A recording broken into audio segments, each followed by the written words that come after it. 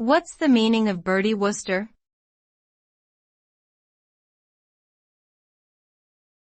Bertie Wooster.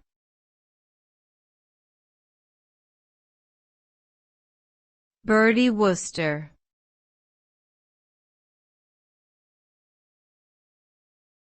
Bertie Wooster.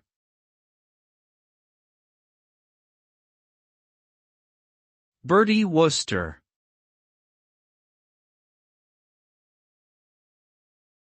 Bertie Wooster is a fictional character created by English author P.G. Wodehouse, who appears as the central character in a number of his comedic stories.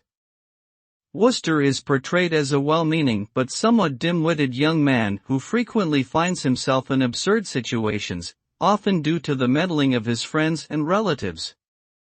The name Bertie is a common nickname for men named Bertram, which suggests Wooster comes from a wealthy or aristocratic family. His last name, Wooster, is less clear in origin.